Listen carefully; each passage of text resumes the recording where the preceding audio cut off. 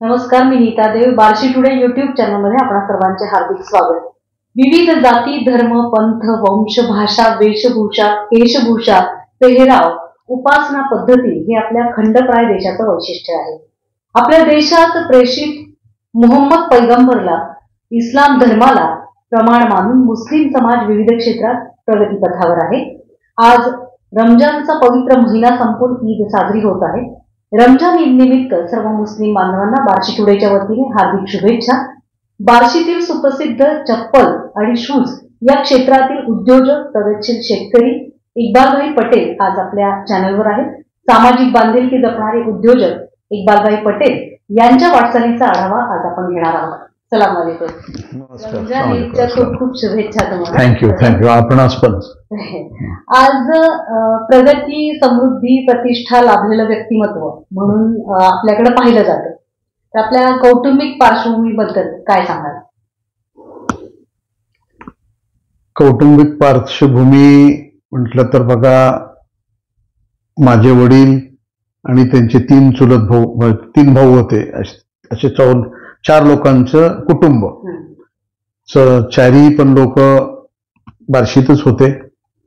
आणि माझे वडील हे 1942 सालचे BE सिव्हिल इंजिनियर आणि बाकीचे त्यांचे 3 भाऊ त्यांच्या सोबत. 1955 मध्ये पांडे चौकामध्ये आम्ही फुटवेअर चप्पल विक्रीचं किरकोळ दुकान सुरू केलं आणि त्याच्यातून फुटवेअरचा व्यवसाय सुरू झाला. मूळ गाव एडशी पासून आतमध्ये कुमाळवाडी म्हणून आहे, उस्मानाबाद जिल्ह्यामध्ये, ते मूळ गाव. तिथून काहीतरी 52-53 साली इथं आले असतील. तिथं काय सगळा दुष्काळी भाग होता, पाटीलकी होती. पण आज जशी शेती, बागायत, पाणी आहे आणि सगळं विकास आहे, नवीन नवीन साधन आहेत, त्यावेळेस तसं काही नव्हतं. मग ते तिथून सुद्धा इथं आले. इथं आल्यानंतर 1955 साली किरकोळ चप्पल विक्रीचा व्यवसाय सुरू केला. मग तो व्यवसाय चांगला चालला. त्यानंतर मग असं कळालं की बाबा लातूर एक चांगलं व्यापारपेठ आहे, बाजारपेठ आहे, मग तिथं आपण सुरू करायला पाहिजे. मग पहिले एक चुलते तिकडे गेले आणि त्यांनी तिथं तो व्यवसाय सुरू केला. मग आपल्या बार्शीपेक्षा लातूरची बाजारपेठ चांगली होती आणि तिथं जास्त मुभा मिळाल्यामुळं बाकी नंतर एक एक करून 2 चुलतेही गेले. मग त्यानंतर आमचे वडील इथं राहिले आणि आम्ही इथंच राहिलो. मग फुटवेअरचा व्यापार केला. पहिले किरकोळ केलं, रिटेल, त्यानंतर होलसेलिंग सुरू केलं. होलसेलिंगमध्ये बार्शी जवळपासची सगळी गावं, सोलापूर जिल्हा, तसंच उस्मानाबाद जिल्हा, मग बीडचा काही भाग, अहमदनगरचा काही भाग, जी आपल्या 2 जिल्ह्याला चिटकून जी काही भाग आहे ते सगळं आम्ही कव्हर करत गेलो. तुम्ही म्हणाल बार्शी ही मोठी बाजारपेठ आहे, म्हणजे जरी ऍडव्हान्स टेक्निक जरी आत्ता आलेलं असलं तरी त्याही काळी बाजारपेठेमध्ये अनेक व्यवसाय असतील. तुम्ही चप्पल शूज या व्यवसायाकडे कसे काय, म्हणजे काय वाटलं तिकडेच जावं असं कसं काय? आमचे एक जुने नातेवाईक खान म्हणून होते. त्यांचा पूर्वीचा धंदा होता. मग ते करत होते म्हणून त्या आकर्षणाने आम्ही त्याच्यात आमचे वडील चुलते गेले आणि त्याच्यातनं मग ते जशी मेहनत करतो माणूस तसं त्याला लाभ देतो, व्यापारही देतो आणि परमेश्वरही देतो. मग त्याप्रमाणे त्यात वाढत गेलं, फायदा होत गेला, विकास होत गेला. मग त्यात सगळे आम्ही आता आमचे 3 चुलत्यांचं पण कुटुंब पूर्ण आणि आमचं पण, मी पण 3 भाऊ आहेत आम्ही, हे सगळे आम्ही फुटवेअर लाईनमध्येच आहोत. कोण रिटेल करताय, कोण होलसेल करताय. आता माझं पण बघा, इथं बार्शीत पांडे चौकात एक रिटेल शॉप आहे. अलीपूर रोडला हे पॅरागॉनचं होलसेल आहे. तसंच जैन मंदिर जवळ स्पार्क्स, रेडशिफ्ट असे बाकीच्या आयटमचा होलसेलचं काम आहे.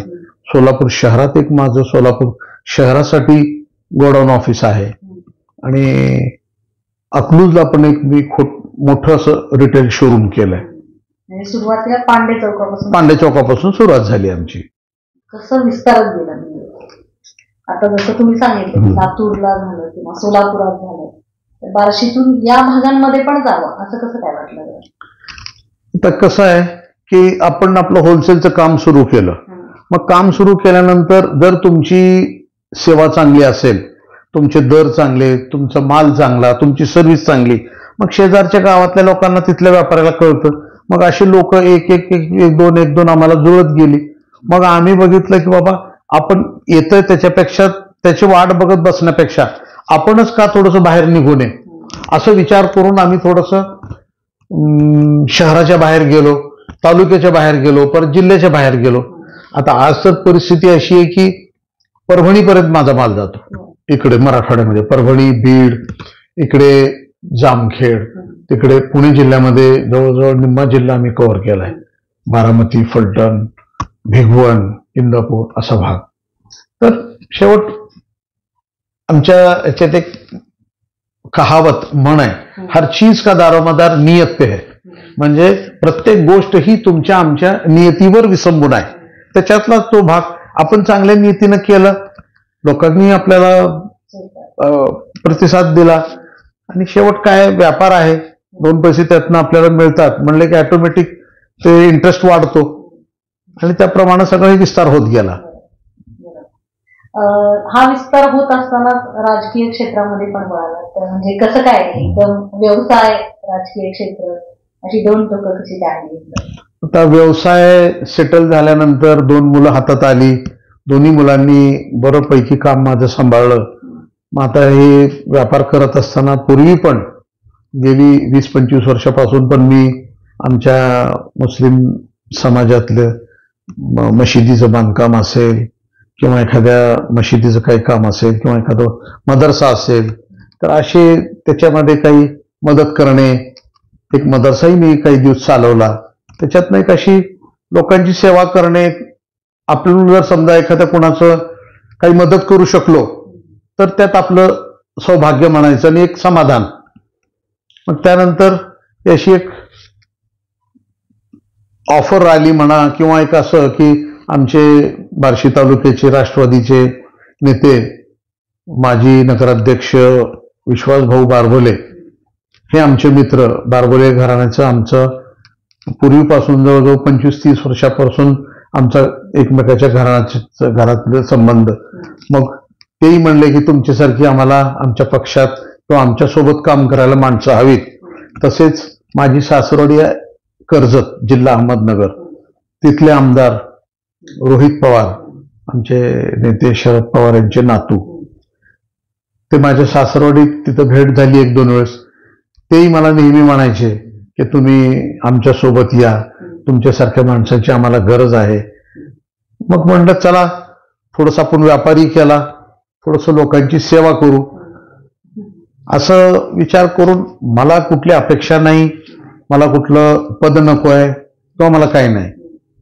फक्त एक मी काही करू शकलो तर मला समाधान आहे आणि मी माझ्या त्या समाधानासाठी म्हणून राजकारण जॉईन केलं. राजकारणाची आवड आहे, अजून पण पुढे काही पद मिळाली तर स्वीकारण्याची इच्छा आहे. आता आपल्या श्रेष्ठींनी जर आपल्यावर काही एखादी जबाबदारी दिली तर आपण ती पूर्ण करण्याचा पूर्ण प्रयत्न करेन. मी माझ्या हातून जेवढं होईल तेवढं मी करेन. सामाजिक बांधिलकी जपणारे उद्योजक इक्बालभाई पटेल. चप्पल आणि शूज व्यवसायामध्ये उतरला तितके छान. तर पॅरागॉनचेच फक्त ब्रँड आहे का आणखी कुठले ब्रँड आहेत आपल्या ह्याच्यात? माझ्याकडं ब्रँडमध्ये 3 नामी ब्रँड आहेत की जे सध्या बाजारात खूप मशहूर आणि ज्यांचा खप चांगला आहे. एक तर पॅरागॉन आहे. पॅरागॉन एक प्रोडक्ट असं आहे की मजबूत आणि कमी दर, एक गरीब लोकांना परवडेल, आवडेल अशा पद्धतीचं ते एक ब्रँड आहे. त्याच्यानंतर त्याच्यापेक्षा थोडंसं हाई एक स्पार्क्स म्हणून आहे, त्याची माझ्याकडे उस्मानाबाद आणि सोलापूर आणि उस्मानाबाद अशी 2 जिल्ह्याचं अधिकृत विक्रेते आहे माझ्याकडे.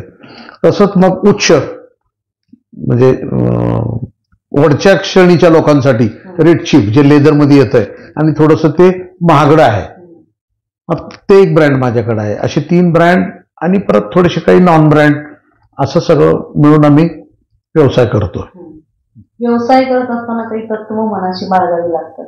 तर तुम्ही व्यवसाय करत असताना असंख्य जाती धर्माच्या अनेक वेगवेगळ्या प्रकारची माणसं पाहिलेली आहेत. काय तत्व बाळगलं तुम्ही व्यवसाय करता? मी सुरुवातीपासून माझं एक तत्व होतं की एखादा आपला फायदा होत असताना जर कोणाचं नुकसान होत असेल तर मी त्या फायद्याला नेहमी ठोकर मारली. मी खऱ्यानं धंदा केला, कोणाची नुकसान केली नाही, आणि आपला फायदा होत असताना जर एखाद्याचे नुकसान होत असेल तर त्या फायद्याला मी बळी गेलो नाही. खरं बोलणे, खरा माल देणे, खरे भाव लावणे, एक इमानदारी. त्याला वेळ लागतं पण ते सक्सेस जातं, यशस्वी होतं. तशातलाच प्रकार माझा झाला. आज मला आमच्या व्यापाऱ्यांमध्ये व्यापारी मला प्रेम करतात. मी त्यांना माझ्याकडून जेवढं काही सहकार्य करता येईल तेवढं सहकार्य करतो. मुस्लिम धर्मात कुराणला खूप म्हणजे त्या ग्रंथाला महत्व आहे. कुराणामध्ये असं काही आहे की लोकांची कसं वागावं, काही धर्मांनी शिकवलेलं आहे? अगदी बरोबर. बघा, कुराण शरीफ म्हणतात त्याला. कुराणमध्ये खूप काही आहे शिकण्यासारखं, त्याच्यातनं घेण्यासारखं. धर्म कुठलाच वाईट शिकवत नाही, फक्त आपण कसं घेतोय त्याच्यावर आहे. आमच्या धर्मात तर बघा की एक 5 अशी मूलभूत गोष्टी आहेत. 5 खांबावर आमचा इस्लाम धर्म उभा आहे. एक आहे त्याच्यामध्ये रोजा, म्हणजे हे रमजानचे 30 रोजे करायचं. दुसरा आहे हज. तुमची जर परिस्थिती असेल, कारण हजला फिजिकल पण टाईट पाहिजे, व्यवस्थित पाहिजे, आणि खर्च करायला पाहिजे. सौदीला जावं लागतं हजला. जर तुमची ती कॅपॅसिटी असेल तर तुमच्यावर हज अनिवार्य आहे, हज केलं पाहिजे. रोजा, हज. त्यानंतर जकात. जकात म्हणजे तुम्ही जे काय वर्षभरात जे काही मिळवता, तुमच्याकडे जे काही सोनं नाणं, रोख किंवा काही मालमत्ता आहे, त्याचं किमतीचं आकलन करायचं आणि त्याची कॉस्ट काढून त्याचे 3% हे जकात काढायची. आणि ती जकात, ते पैसे गोरगरीब, गरजू, विधवा बाई, अनाथ मुलं, जे काही समजा काही माजूर ज्याला आम्ही म्हणतो, जे ज्यांचे हातपाय चालत नाहीत, पडून आहेत, अशा लोकांची मदत करणं. तर ह्या अशा सगळ्या गोष्टी कुराणमधनं शिकायला मिळतात. कुराण संदेश देतो. तर कुराणचं महत्व इस्लाममध्ये खूप आहे आणि त्याच्यातनं चांगलीच शिकवण मिळते. छान संस्कार जपत तुम्ही सामाजिक बांधिलकी जपत समाजकार्यामध्ये पण उतरलेले होतात आणि सामाजिक उपक्रम अनेक घेतले, त्याबद्दल काय सांगाल? मी काय असं ठरवून केलं नाही बघा. मी जसं माझ्या हातून घडत गेलं, करत गेलो. कोणाची मदत करता आली तर केली, कोणी आजारी असेल तर त्याला जे काही मी करू शकलो मी केलं. मला त्यात एक समाधान लाभतं, सॅटिस्फॅक्शन. मी त्याच्यासाठीच केलं. मी असं काही हेतू पुरस्कार की आपण असं केलं तर 4 लोक आपल्या मागे येतील आणि आपण काहीतरी त्याचा फायदा घेऊ, असं काही नाही. आता ही जाती धर्मामध्ये अडकलेला समाज आहे. रमजान ईदच्या निमित्ताने या सगळ्या एकूण समाजाला काय सांगाल, काय संदेश द्या? मी असं म्हणेन की तुमचा धर्म इस्लाम आहे, बरोबर आहे. त्याच्यापेक्षा आणखीन एक, त्याच्या बरोबरीचा एक महत्वाचा आहे, माणुसकी हा धर्म. माणुसकी नाही सोडायला पाहिजे. आणि तुम्ही जर माणुसकीनं राहिलात तर तुमचा धर्म बी तुमच्या सोबत राहतो. तुम्ही जर माणुसकी सोडली तर मग काय करणार? माणुसकी सोडली म्हणजे काय? एखाद्यावर अन्याय करणे, एखाद्याचं काहीतरी लुबाडणे. मग तुमचा धर्म तर त्याला विरोध करतो ना, मग तुमचं धर्म बी राहत नाही. मग त्यासाठी इस्लाम तुमचा धर्म आहे, त्याच्यासोबत तुम्ही माणुसकी हा धर्म पाळावा आणि आपल्यामध्ये जी काय ताकद, जी काय आपली बुद्धी आहे, मेहनत करावी. आपला धंदा किंवा आपण नोकरी करतो ती नोकरी पूर्ण इमानदारीनं करावी. परमेश्वर त्याला यश देतच. तर सगळ्यांनी मिळून मिसळून राहावं. हिंदू, मुस्लिम, सिख हे असं काही करू नये. आपण हे सगळे एक आहोत. वाटा वेगळ्या आहेत पण मंजिल एकही आहे. तर ते सगळं बघून सगळं आपण जर मिळून मिसळून राहिलो तर कशाला भांडणं होतील, कशाला तंटा होतोय किंवा कशाला वादविवाद होतात. तर ह्या रमजान ईदच्या निमित्तानं मी आमच्या सगळ्या हिंदू आणि मुस्लिम बांधवांना मी असं एक माझ्याकडून एक संदेश देईन की तुम्ही जात धर्म हे सगळं सोडा, माणुसकी ही धर्म समोर ठेवून तुम्ही वागा. सगळ्यांसाठी चांगलं आहे, ते चांगलं होऊन जाईल. मुस्लिम कायदे नवीन जे निघालेले आहेत ते महिलांसाठी फायदेशीर आहेत असं तुम्हाला वाटतंय? महिलांना योग्य न्याय मिळतो त्यातून? कायद्यांमध्ये बदल झालेला आहे बऱ्यापैकी. आता बघा काय कायदे जे नवीन हे काढलेत, मला त्या कायद्याचं असं वाटतं की फक्त उहापोह आहे. की पूर्वी काय होतं की तुम्ही एखाद्या माणसानं त्याच्या मंडळीला त्याच्या बायकोला जर तलाक तोंडी म्हटलं तर तलाक होत होता. आता कुठं आहे?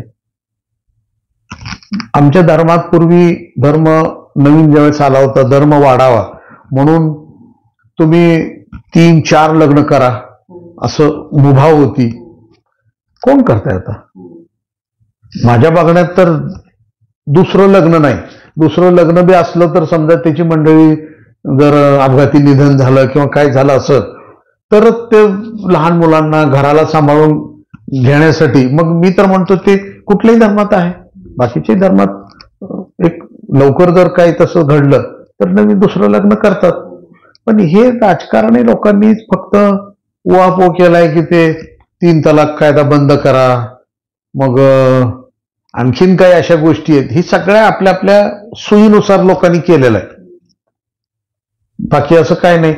आमच्या धर्मात तर स्त्रीला खूप महत्व आहे, खूप महत्व आहे तिला. तिचे असे हकूक म्हणतात, हक्क, त्याला उर्दू शब्द आहे हकूक. तिचे हक्क कोणी घेऊ शकत नाही. हा, आमच्यामध्ये पर्दा आहे. आता ती धर्माची शिकवण आहे, त्याच्यातून फायदाच आहे. पण त्याच्यासाठी असं काय कुठल्या घरात कुठला मुस्लिम आपल्या घरात म्हणत नाही की तुम्ही ते बुरखा म्हणतात त्याला, तुम्ही बुरखा घालाच. पूर्वी लोक घालायचे, आता आमच्या लहानपणी आमची आई बुरखा वापरत आहे. पण आता आमच्या घरात बी आमची मंडळी बी नाही, आमची मुली नाही, सून नाही घालत. पण तसं पूर्वीसारखं राहिलेलं बी नाहीये. भावी संकल्प काय आहे तुमचे या छान शूटच्या क्षेत्रामध्ये? तुम्ही चांगलं मोठंच पाऊल उचललेलं, तर आगामी संकल्प आणखी कोणते आहेत? आगामी संकल्प काय, आता बघा आम्ही एक पक्ष जॉईन केलाय. त्या पक्षाने जर आपल्याला कुठली जबाबदारी दिली पूर्ण इमानदारीने ते आपण पार पाडायची. आपल्याला कुठल्या पदाची अपेक्षा नाहीये. मला पद म्हणून नको, मला फक्त कुठल्याही एक माध्यमातून मी लोकांच्या कुठल्या कामाला उपयोगी पडलो, बस मला त्यात समाधान आहे. माझं असं काही नाही की मला आमदार व्हायचं आहे किंवा मला काही मोठं काही पद पाहिजे. मागच्या नगरपालिकेच्या म्हणजे ह्याच्या आधीच्या 2016च्या नगरपालिकेच्या ज्यावेळेस त्या निवडणुका होत्या त्यावेळेस आमचे काही राजकीय मित्र त्या लोकांनी मला नगराध्यक्षपदासाठी खूप गळ घातली होती. पण मी त्यावेळेस स्पष्ट सांगितलं की हे माझं फील्ड नाही आहे, ते माझं क्षेत्र नाही. मी आपला साधा व्यापारी माणूस आहे, मी माझा व्यापार करेन आणि मी माझ्या व्यापाराशीच राहिलो. आणि आता जरी राजकारण मी जॉईन केलंय तर त्याच्यात कुठली पदाची आशा न ठेवता फक्त काहीतरी आपल्या हातून एखादं चांगलं काम घडलं तर आपल्याला समाधान आहे. आपण त्याच्यासाठीच त्याच्यामध्ये आलो. रमजान ईदच्या तुम्हाला शुभेच्छा खूप. थँक्यू. मुबारक. धन्यवाद.